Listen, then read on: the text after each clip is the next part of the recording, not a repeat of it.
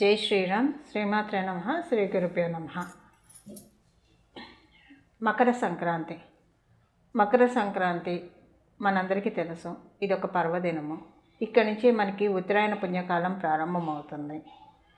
మకర సంక్రాంతి మనకి ఎందుకు వస్తుంది? సూర్యనారాయణమూర్తి ప్రతి రాశిలో కూడా ఒక నెల నాళ్ళు సంచారం చేస్తూ ఉంటాడు. మేషరాశి మొదలుకొని మీనరాశి వరకు కూడా ఆయన 12 నెలలు సంచారం సాగిస్తూ ఉంటాడు.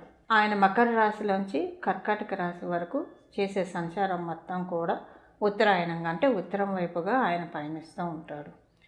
అలాగే కర్కాటక రాశి నుంచి ఆయన మళ్ళీ ధనుసు రాశి వరకు చేసే సంచారం అంతా కూడా దక్షిణాయన పుణ్యకాలంగా మనం వ్యవహరిస్తూ ఉంటాం. అంటే మనకి మకర రాశి నుంచి మిథున రాశి, కర్కాటక రాశి స్టార్టింగ్ వరకు కూడా ఆయన ఉత్తరాయణంలోనే ఉంటాడు. అంటే మీరు సూర్యుని చూస్తే కనుక ఆయన గమనము ఉత్తరం వైపు సాగుతూ ఉంటుంది.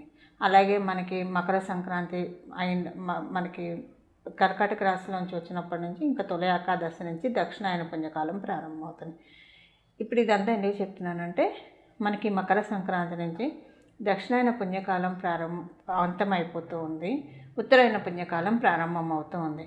ఈ ఉత్తరాయణ పుణ్యకాలము సూర్యనారాయణమూర్తి భూమికి చాలా దగ్గరగా ఉండే సమయము. అందుకే మీకు చూస్తే కనుక ఇంకొక నెల రోజులు అయిన తర్వాత, మాఘం తర్వాత నుంచి ఎండలు బాగా పెరుగుతాయి. మళ్ళీ మనకి దక్షిణాయనం వచ్చేదాకా ఎండలు, చలి అన్నది మనకి కనిపించదు. ఒక మాఘం వరకే, శివరాత్రి వరకే చలి కాస్తూ ఉంటుంది. ఇక్కడ నుంచి మనకి ఒక నెలలు ఉంటుంది గట్టిగా చెప్పాలంటే. ఆ తర్వాత మనకి చలి తగ్గిపోతుంది. ఎందుకంటే సూర్యనారాయణమూర్తి భూమికి దగ్గరగా వస్తూ ఉంటాడు. అంటే మేషరాశిలో ఆయన ఉచ్చస్థానం పొందుతాడు. మేషరాశిలోకి ఆయన రావడం అంటే, ఉచ్చస్థానం అంటే భూమికి దగ్గరగా వచ్చినట్లు మనకి ఇక్కడ లెక్క. అయితే సూర్యనారాయణమూర్తి మకర రాశిలోకి ప్రవేశించి మనకి ఫిబ్రవరి వరకు కూడా, అంటే ఈ మకర సంక్రాంతి ఇక్కడి నుంచి మనకి మకర సంక్రాంతి నుంచి నెలనాళ్ళు మకర రాశిలో ఆయన ఉంటాడు. మకర రాశిలో ఆయన ఉంటాడు కాబట్టి మకర రాశిలో ప్రవేశించిన రోజుని మనం మకర సంక్రాంతి. సూర్యనారాయణమూర్తి ఏ రాశిలో ప్రవేశిస్తే అది సంక్రమణం అని అంటాం. అదే రోజుల్లో మనం సత్యనారాయణ స్వామి వ్రతం చేసుకోవచ్చు. మనకి సత్యనారాయణ స్వామి వ్రత కథలో కూడా ఉంటుంది కదా, ప్రతి నెల రవి సంక్రమణ రోజుల్లో వ్రతం చేసుకోవాలని చెప్పి. సో అదే ఇది మకర రాశిలో ఆయన ప్రవేశించడం అన్నది చాలా మంచిది. ద్వాదశ రాశుల వాళ్ళకి కూడా ఒక మంచి, అంటే మళ్ళీ మనకి మకర రాశిలో ఆయన రావాలంటే 12 సంవత్సరాలు మళ్ళీ ఆయన మకర రాశిలోకి సంవత్సరానికి వస్తాడు. ఇప్పుడు మకర రాశిలో నన్నాళ్ళు ఉంటాడు. ఆ తర్వాత మళ్ళీ రావడానికి సంవత్సరం పడుతుంది. ఉత్తరాయణ పుణ్యకాలం ప్రారంభం అవుతుంది కాబట్టి ఖచ్చితంగా మంచి ఇంపాక్ట్ ద్వాదశ రాశుల వాళ్ళకే ఉంటుంది. అదేంటి ఇప్పుడు మనం తెలుసుకునే ప్రయత్నం చేద్దాం. కర్కాటక రాశి. కర్కాటక లగ్నంలో పుట్టిన వాళ్ళకి, వ్యాపారస్తులకి మంచి టర్న్ ఉంది. కొన్ని మంచి అనుకూల అంశాలు చోటు చేసుకునే అవకాశం ఉంది. మీకు ద్వితీయాధిపతి ఆయన సూర్యనారాయణమూర్తి సప్తమ స్థానంలో సంచారం అంటే ఇప్పుడు మీ రాశి మీద ఆయన దృష్టి పెట్టాడు. ఇప్పుడు మన ఇంట్లో సూర్యుడు కనిపిస్తే, సూర్యుడు వెలుగు పడితే గదంతా వెలుగు విరజిమ్ముతుంది. అలాగా మీకు వ్యాపారంలో వెలుగులు విరజిమ్మే విధంగా ఉంటుంది. కుటుంబంలో వెలుగులు విరజిమ్మే విధంగా ఉంటుంది. వివాహ ప్రయత్నాలు చేస్తూ ఉంటే చాలా చక్కటి సంబంధాలు కనిపిస్తాయి. అంటే ఇన్నాళ్ళు మీకు తెలుసుకోలేకపోయిన సంబంధాలు రావడానికి అవకాశం ఉంది. అయితే ఉద్యోగస్తులకి ఎలా ఉందంటే, ఉద్యోగస్తులకి కూడా చాలా బాగా ఉంది. ఎందుకంటే మీకు ఇప్పుడు దశమ స్థానంలో గురు భగవానుడు సంచారం, అక్కడ సూర్యనారాయణమూర్తి ఉచ్చస్థానం కాబట్టి ఉద్యోగస్తులకి, వ్యాపారస్తులకి ఇద్దరికీ కూడా సూర్యనారాయణమూర్తి దయ వల్ల చాలా బాగా ఉంది. ఇప్పుడు మనం పరిహారం తెలుసుకోవడం ప్రయత్నిద్దాం. ఇది మనం ఇప్పుడు తెలుసుకుంటుంది ఉత్తరాయణ పుణ్యకాలం గురించి.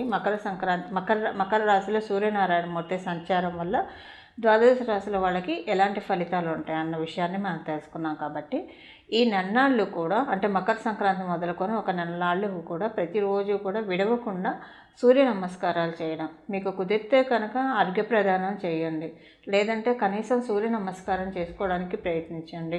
సూర్య అష్టకం చదవడం కుదిరితే కనుక ప్రయత్నించండి. అలాగే మీ ఇంటి దగ్గరలో కనుక ఏమన్నా సూర్యనారాయణమూర్తికి సంబంధించిన దేవాలయాలు ఉంటే కనుక వెళ్ళడానికి ప్రయత్నించండి. మీరు హైదరాబాద్ పరిసర ప్రాంతాల్లో ఉండే వాళ్ళైతే సికింద్రాబాద్లో మనకి సూర్యనారాయణమూర్తి టెంపుల్ ఉంది. ఒకసారి మీకు గూగుల్ చేస్తే తెలుస్తుంది.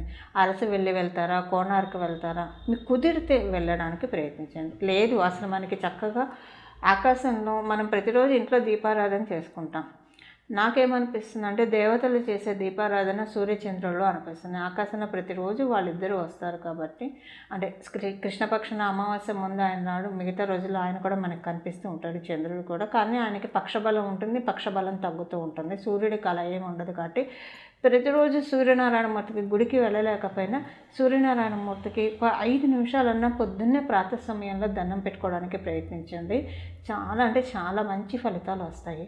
ఇప్పుడు మనకి మకర రాశిలో ఆయన సంచారం నిజంగా చాలా మంచిది. ఎందుకంటే ఇప్పుడు మనం గోచరంలో గ్రహస్థితులు చూసుకుంటే కనుక కుంభరాశిలో శనీశ్వరుడు సంచారం చేస్తున్నాడు. మకర రాశికి అధిపతి ఆయనే, కుంభరాశికి అధిపతి శనీశ్వరుడే. అలాగే మనకి సూర్యనారాయణమూర్తి ఉచ్చ స్థానమైన మేషరాశిలో గురు భగవానుడు సంచారం చేస్తూ ఉన్నాడు. మళ్ళీ మనకి ఇలాంటి కాంబినేషన్ మకర రాశిలోకి అయితే సూర్యనారాయణమూర్తి ప్రతి సంవత్సరం ఒకసారి వస్తాడు, అందులో ఏ బాధ లేదు. కానీ గురు భగవానుడు మేషరాశిలో మళ్ళీ 12 సంవత్సరాలకు వస్తాడు. ఏంటండి గురు భగవానుడు మేషరాశిలో ఉంటే ఇప్పుడు అంత ప్రత్యేకత అంటే, మనం ఇక్కడ ఒక విషయం మర్చిపోకూడదు. మేషరాశిలోనే సూర్యనారాయణమూర్తి ఉచ్చస్థానం తీసుకుంటాడు. ఆయన ఎగ్జాల్టేషన్ పాయింట్ అది. కాబట్టి అక్కడ జీవగురుడైన గురు బృహస్పతి ఉండడం ఇంకా మంచిది. అంటే చాలా జీవాన్ని ఇస్తున్నాడు. ఆయన ఎగ్జాల్టేషన్ పాయింట్కి చాలా జీవాన్ని ఇస్తున్నాడు. అలాగే గురు భగవానుడికి ఏ గ్రహమైనా కేంద్రంలో ఉన్న కోణంలో ఉన్నా అది చాలా మంచి ఫలితం ఇస్తుంది ఆ గ్రహం.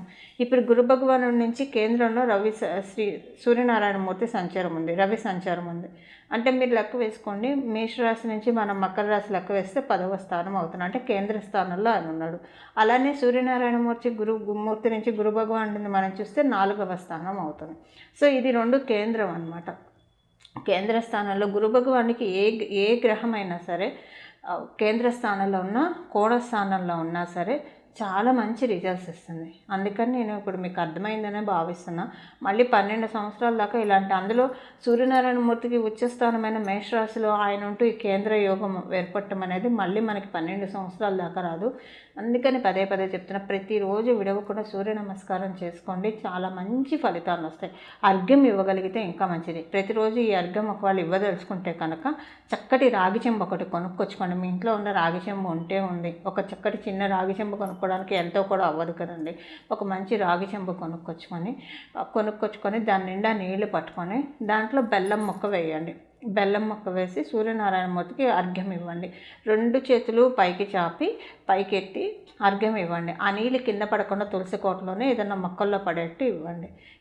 ఇలా ఒక విధానం. ఇంకొక విధానం ఏంటంటే, ఒక ఎర్రటి పువ్వు, మీ ఇంట్లో మందార చెట్టు ఉంటే మందార పువ్వు నీళ్ళలో, మందార పువ్వుతో అర్ఘ్య ప్రదానం ఇస్తే చాలా మంచిదండి. సూర్యనారాయణమూర్తికి మీరు మందార పువ్వులతో అర్ఘ్యం ఇచ్చి చూడండి, చాలా మంచి మార్పు వస్తుంది. వృత్తి వ్యాపారాల్లో చాలా మంచి మార్పు వస్తుంది.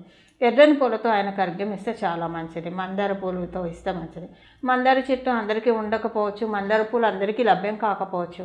అప్పుడు మనం ఎర్రటి గులాబీ పూలతోటి అర్ఘ్యం ఇచ్చినా కూడా చాలా చక్కటి ఫలితం వస్తుంది. అయితే బెల్లం నీళ్ళలో వేసి ఇచ్చేప్పుడు అదొక్కటే చాలా, అక్కడ ఏం పూలు వేయక్కర్లా. పూలు వేసినప్పుడు బెల్లం వేయకూడదు, దేనికదే విడివిడిగా చేయాలి. ఏదో ఒకటి చేయండి. బెల్లంతో నీళ్లు కలిపి ఇస్తారా, లేదా గులాబీ పువ్వు కానీ మందార పువ్వు కానీ వేసి ఇస్తారా అన్నది మీ చాయిస్. ప్రతిరోజు విడవకుండా సూర్యనారాయణమూర్తికి అర్ఘ్య ప్రదానం ఈ నెల రోజులు, మకర సంక్రాంతి మొదలుకొని ఇక్కడి నుంచి ఒక నెల రోజులు ప్రతిరోజు ఇవ్వండి, చాలా మంచిది. ఆడవాళ్ళు అయితే కనుక పీరియడ్స్ ఉన్న 4 రోజులు ఇవ్వకండి, మిగతా రోజుల్లో ఇవ్వచ్చు. కొంతమంది ఏటి సూతకల్లో ఉంటారు, వాళ్ళు అర్ఘ్య ప్రదానం చేయలేకపోయినా దండం పెట్టుకున్నా సరిపోతుంది. నమస్కార ప్రియుడు భాస్కరుడు కాబట్టి దండం పెట్టుకున్నా సరిపోతుంది. మంగళం. నమో భగవతే వాసుదేవాయ.